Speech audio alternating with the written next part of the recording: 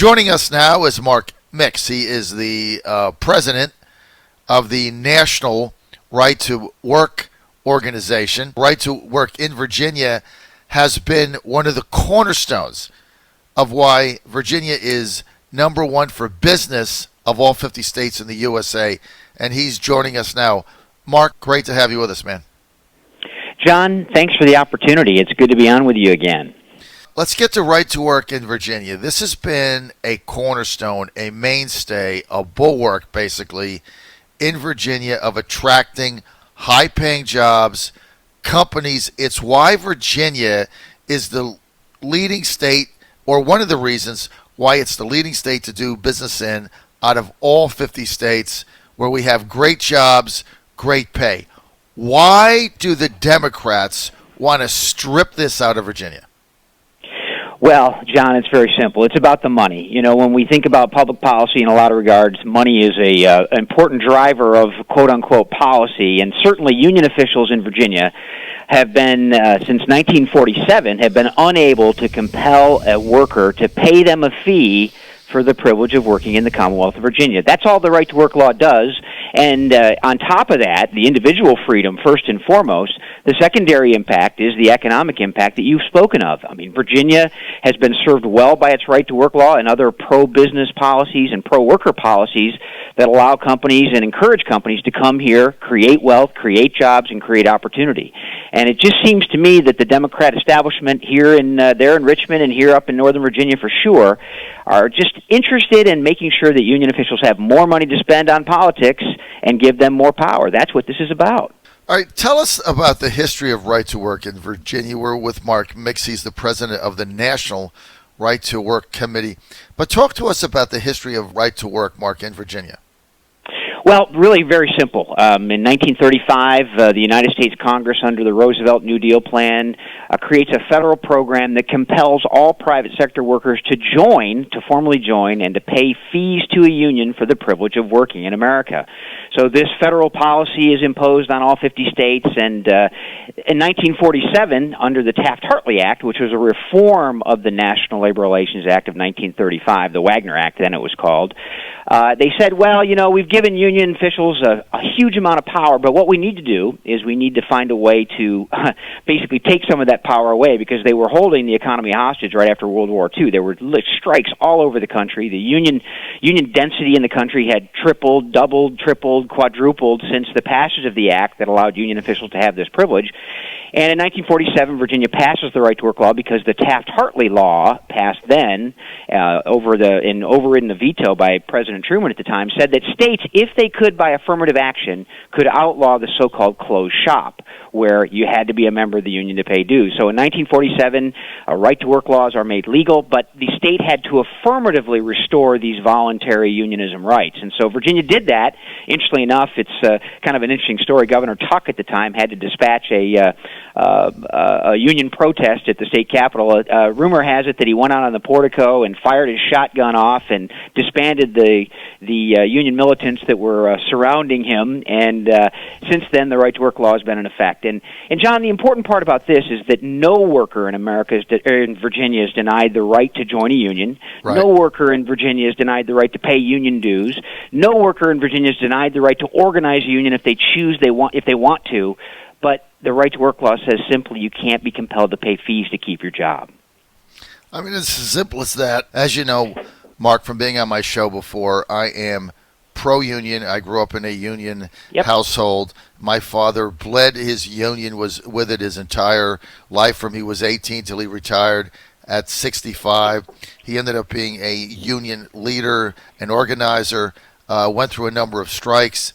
So we get it, and I'm for joining unions in Virginia. But that should be voluntary. You should join the union because joining the union gives you a better proposition than not joining it. So you willingly pay your dues and you think it's a good thing for yourself and your family. But to be compelled to join it and losing your job if you don't pay the dues, if you don't join, I'm opposed to that. Because the other thing it does, Mark, is then the unions have no accountability to its members. None, right? Because you have to be with them. They confiscate your money basically, and then to do whatever they want. If you have to join, if it's voluntary, then they're accountable to providing the union member with a value proposition that is over and above what they pay in the dues, right? That's absolutely right, John. And there's a great current example of that process underway in Detroit right now with the United Auto Workers Union. I mean, it's an underreported story, but believe it or not, the international president of the United Auto Workers resigned. The former president had his house raided by the FBI, and I think 9 UAW executives have been prosecuted and convicted of embezzlement, and now the federal prosecutor out in Detroit is talking about racketeering and extortion. The problem with that, John, is that workers who are under UAW monopoly control are paying dues as a condition of employment to a corrupt leadership, not only in Detroit at the headquarters at Solidarity House, but in Region 5 in St. Louis, where they've actually disbanded the union because of the corruption that has been in that union. And you're right, John. The ability to hold union officials accountable is the ability to vote with your paycheck and your wallet. And you shouldn't be forced to pay for someone who's going to turn around and use that money for legal defense against an extortion and racketeering charge that's coming out of the federal government in Detroit. That's exactly the scenario you lay out, and that is how rank-and-file workers can hold union officials accountable, is the ability to choose whether or not to support them financially. We're with Mark Mix. He's the president of the National Right to Work Committee. Nationally, he's very active right now in Virginia because right to work is under siege. Mark, let's get to brass tacks. In Virginia, the fact that it's a right to work state, no question, has been a linchpin of Virginia's economic success for a very long time. Stripping this out, eliminating Virginia as a right to work state, what is that going to mean financially?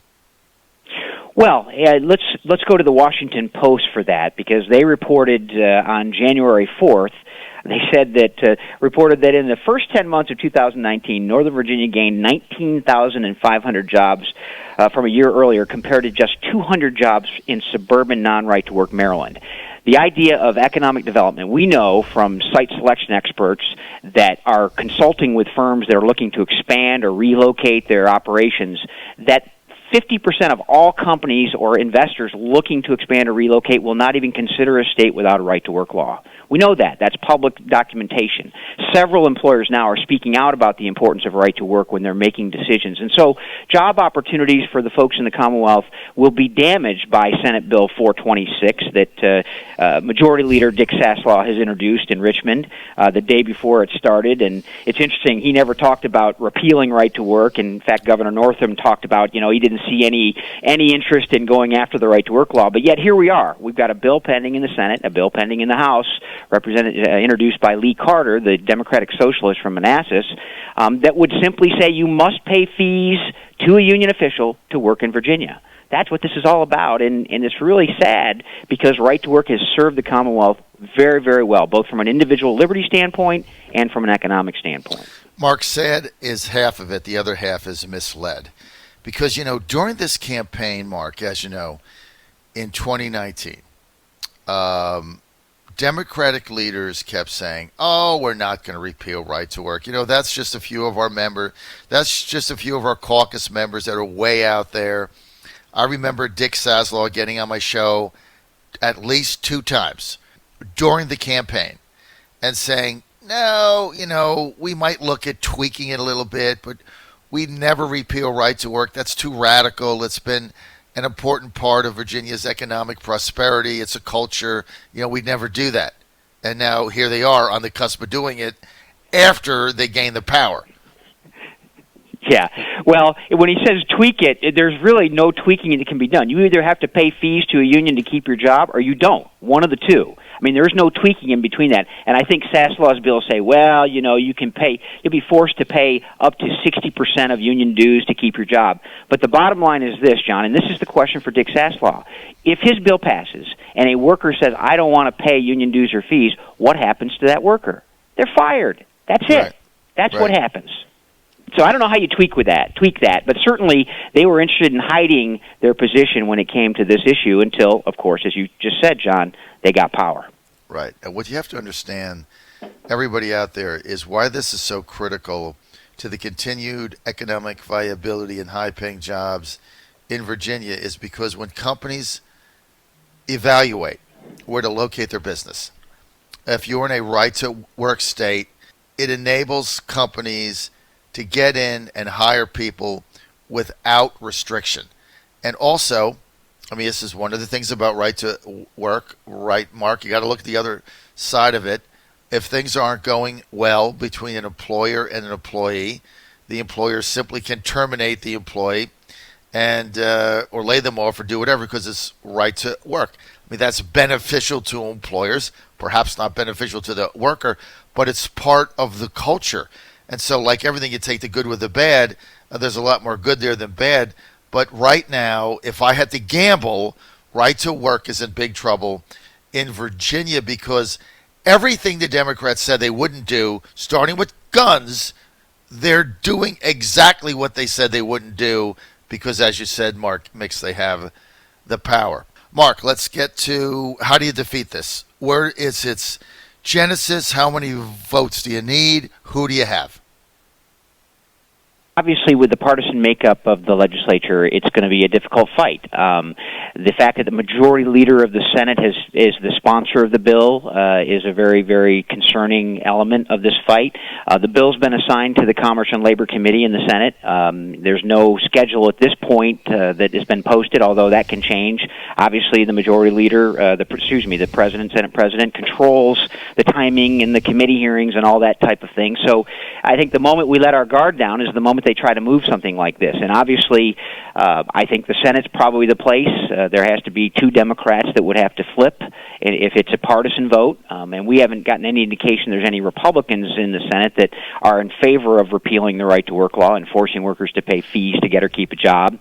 But on the House side, the bill is introduced by Lee Carter. He is an avowed Democratic socialist. He believes that workers should be forced to pay fees to keep their job in Virginia, and that money should go to union officials. There's no schedule over there yet. I think the Senate's probably the most dangerous place. Obviously, getting a couple of Democrats to vote to protect individual freedom in the workplace and the economic vitality that it creates is an important part of it.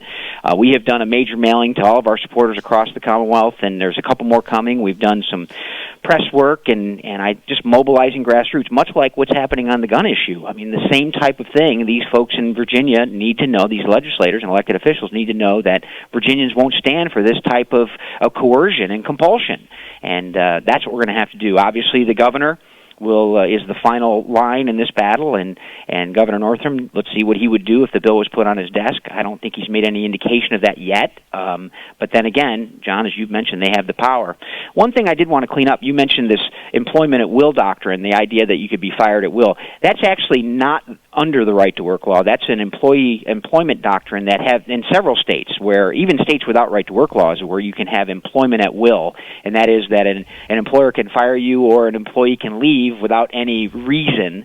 Oftentimes people talk about this employment at will doctrine under the right-to-work law, but it's not really in that statute, and it has really nothing to do with the idea of being forced to pay dues or fees to a union to keep your job.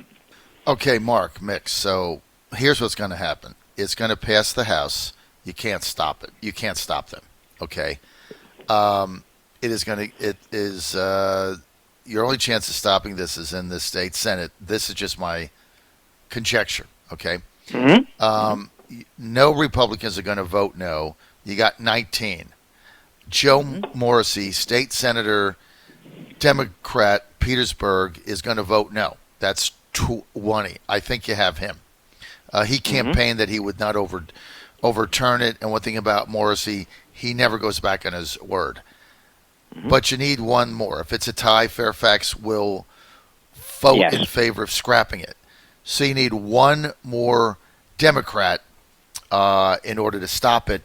And hopefully if you have several, it'll be easier.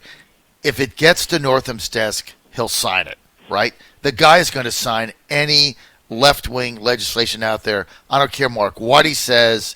He is now completely indebted to the progressives. He will sign it.